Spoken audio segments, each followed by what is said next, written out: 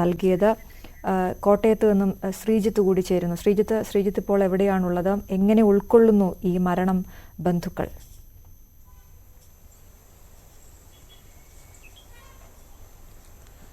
അശ്വതി, പുതിയ വിവരങ്ങൾ വന്നുകൊണ്ടിരിക്കുന്നു. ഒരാളുടെ മരണം കൂടി കോട്ടയത്ത് നിന്നും റിപ്പോർട്ട് ചെയ്യുന്നു എന്നുള്ളതാണ് എടുത്ത് പറയാനുള്ളത്. പായിപ്പാട് 10ാം വാർഡിൽ താമസിക്കുന്ന കടുങ്ങാട്ടായ പാലത്തിങ്കൽ ഷിബു വർഗീസിന്റെ മരണമാണ് ഏറ്റവും ഒടുവിൽ പുറത്തുവരുന്ന വിവരം. അദ്ദേഹത്തിന് 38 വയസ്സാണ് ഉള്ളത്. ഇദ്ദേഹത്തിന്റെ മരണം രാവിലെ തന്നെ ചില സൂചനകൾ ഉണ്ടായിരുന്നു. പക്ഷെ അതിനപ്പുറത്തേക്ക് അല്പസമയം മുമ്പാണ് ഇതിലൊരു ഔദ്യോഗികമായ സ്ഥിരീകരണം വന്നിരിക്കുന്നത്. ഷിബുവിന്റെ വീട്ടിലിപ്പോൾ സഹോദരൻ മാത്രമാണുള്ളത്. ഒരു സഹോദരൻ ഷിജു കുവൈറ്റിൽ ജോലി ചെയ്യുന്ന ആളാണ് എന്നുള്ള വിവരവും നമുക്ക് ലഭിക്കുന്നുണ്ട്. ഭാര്യ റിയ ഷിബു എന്നാണ് പേര് എന്നുള്ള വിവരവും ലഭിക്കുന്നുണ്ട്. മറ്റൊരാള് നേരത്തെ ഇന്ന് രാവിലെയാണ് പുറത്തു വന്നത്, ശ്രീഹരിയുടെ വിവരം. അദ്ദേഹം ഇത്തിത്താനം സ്വദേശിയാണ്. ഇളങ്കാവ് ക്ഷേത്രത്തിന് സമീപം വീടുള്ള ആളാണ്. ശ്രീഹരി ഈ മാസം 5ാം തീയതി മാത്രമാണ് ജോലിക്കായി അവിടേക്ക് പോയിട്ടുള്ളത്.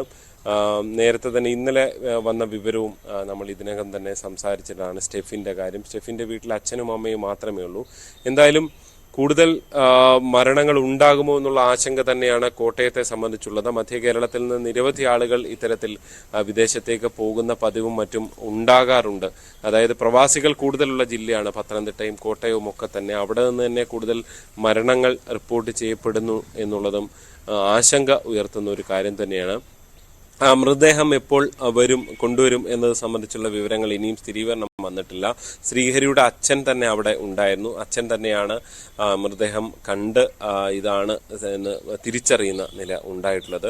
സ്റ്റെഫിന്റെയും സഹോദരൻ അവിടെ തന്നെ കുവൈറ്റിൽ തന്നെ ജോലി ചെയ്യുകയാണ്. അങ്ങനെയാണ് അദ്ദേഹത്തിൽ നിന്നും വിവരങ്ങൾ കുടുംബത്തിന് ലഭിക്കുന്നുണ്ട്. എന്തായാലും വലിയ ആശങ്ക തന്നെ കോട്ടയത്ത് തുടരുകയാണ്. കൂടുതൽ മരണങ്ങൾ ഉണ്ടാകാതിരിക്കട്ടെ എന്നുള്ള പ്രാർത്ഥനയിലാണ് ഉള്ളത്. ശ്രീത്ത്, മറ്റൊരു ഏറ്റവും നമ്മളെ വേദനിപ്പിക്കുന്ന കാര്യം ഈ മരിച്ച 3 പേരുടെയും, ശ്രീത്ത് ഇപ്പോൾ പറഞ്ഞ ഈ 3 പേരുടെയും വയസ്സ് നോക്കുമ്പോൾ അത് യുവാക്കളാണ് 3 പേരും എന്നുള്ളതാണ്. ഒരാൾ പോയിട്ട് വളരെ കുറച്ച് ദിവസമേ ആകുന്നുള്ളൂ എന്നുള്ളതും സങ്കടകരമാണ്. ഈ ജീവിതം കരുപിടിപ്പിക്കാനായി പോയവരാണ് 3 പേരും എന്നുള്ളതാണല്ലേ?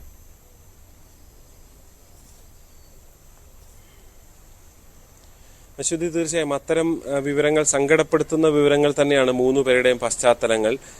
ഈ സ്റ്റെഫിനെ സംബന്ധിച്ച് എന്താ പറയുക, പഠനത്തിലൊക്കെ മികവ് പുലർത്തിയ ഒരു ചെറുപ്പക്കാരൻ കൂടിയായിരുന്നു എന്നാണ്. RITയിൽ പഠിക്കുകയും റാങ്ക് നേടുകയൊക്കെ ചെയ്ത ആളാണ്. സ്റ്റെഫിൻ നാട്ടിലൊരു വീട് വെച്ച് അതിന്റെ പാലുകാച്ചിന് വേണ്ടി കാത്തിരിക്കുന്ന ഒരു സ്ഥിതിവിശേഷമാണ്. വീട് വെച്ചതുകൊണ്ട് തന്നെ എല്ലാ 6 മാസം കൂടുമ്പോഴും വന്ന് അതിന്റെ നിർമ്മാണ പുരോഗതിയൊക്കെ വിലയിരുത്തുന്നുണ്ടായിരുന്നു. നാട്ടിൽ മറ്റ് സഹോദരങ്ങളില്ല.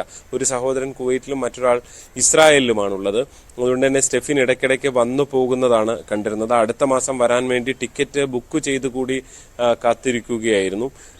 അച്ഛൻ ക്യാൻസർ രോഗിയാണ്. അങ്ങനെ ഒരു കുടുംബ സാഹചര്യമാണ് സ്റ്റെഫിൻ്റെത്. ശ്രീഹരിയുടേത് ഈ അച്ഛനൊപ്പം തന്നെയാണ്. അച്ഛനാണ് മകനെ അവിടേക്ക് ജോലിക്ക് കൊണ്ടുപോകുന്നത്. അച്ഛനും മകനും തമ്മിൽ ഏതാണ്ട് 2 കമ്പനി ആയതുകൊണ്ട് തന്നെ 15 കിലോമീറ്റർ ദൂരത്തിലാണ് താമസിക്കുകയും ചെയ്തിരുന്നത്. ഇന്നലെ തന്നെ പിതാവായ പ്രദീപ് ഈ വിവരം അറിഞ്ഞിരുന്നു. പക്ഷെ ഇന്നാണ് കുടുംബാംഗങ്ങളെ അറിയിക്കുന്നത്. മൃതദേഹം കണ്ട് സ്ഥിരീകരിച്ച ശേഷമാണ് ഇക്കാര്യം അറിയിച്ചത് എന്നുള്ളതാണ്. അത്രയധികം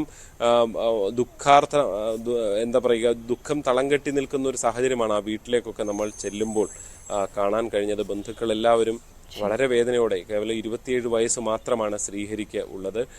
ഷിബുവിന്റെ കാര്യത്തിലാകട്ടെ ഒരു കുഞ്ഞു മകളും ഷിബുവിനുണ്ട്. ഭാര്യയെ ആദ്യം അറിയിച്ചിരുന്നില്ല എന്നുള്ള വിവരമാണ് നമുക്ക് ലഭിക്കുന്നത്. പിന്നീട് ഭാര്യയുടെ ബന്ധുക്കളെയൊക്കെ അറിയിക്കുകയും ഒക്കെ ചെയ്ത് അത്തരത്തിൽ വിവരങ്ങൾ കൈമാറുന്ന ഒരു സ്ഥിതിവിശേഷമാണ് ഉണ്ടായിട്ടുള്ളത്. ജില്ലയിലാകെ ഇത്തരം ബന്ധുക്കളും അല്ലെങ്കിൽ ഇങ്ങനെ കുവൈറ്റിൽ ജോലി ചെയ്യുന്നവരും ഒക്കെ ഉള്ളവരുടെ എണ്ണം വളരെ കൂടുതലാണ്. അതുകൊണ്ട് തന്നെ ഇവിടെ ആകെ അത്തരത്തിലൊരു നിറഞ്ഞു നിൽക്കുന്ന ഒരു സാഹചര്യം തന്നെയാണ് ഉള്ളത്. വ്യക്തമാണ്. ശ്രീജിത്താണ് വിവരങ്ങൾ നൽകിയത്. കാസർഗോഡേക്ക് എത്തുമ്പോൾ